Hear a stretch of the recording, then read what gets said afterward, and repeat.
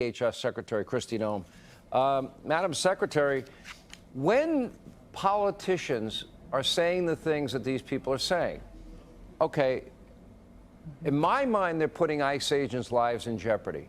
Tom Homan says a 1,200% increase in threats against them. I'm asking you, is there any crime that the politicians are themselves any laws they're breaking?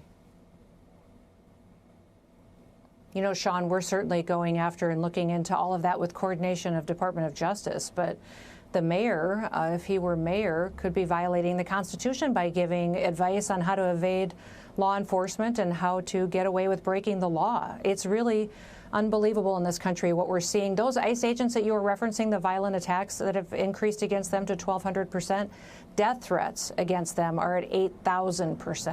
And I want to remind everybody, these ICE agents live in these communities. That's their homes. They have their families there.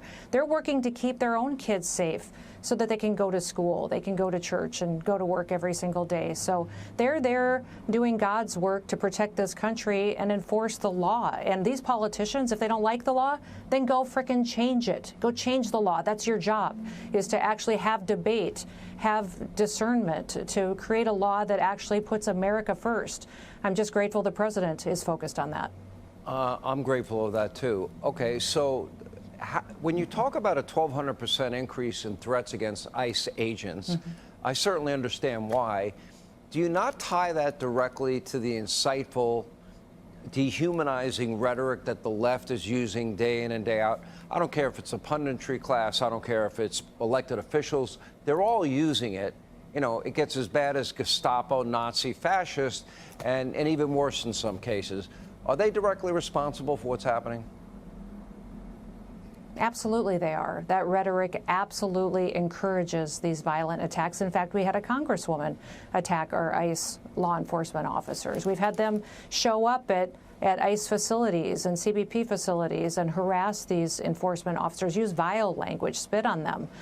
So, yes, it absolutely does. They're supposed to be leaders. They're supposed to be examples that we can point to, and we wouldn't raise our children to do the things that they do. We would be ashamed of our kids for acting the way that these grown adults act, that are supposed to be some of the best in the country, that lead us and protect our Constitution and our country's freedoms.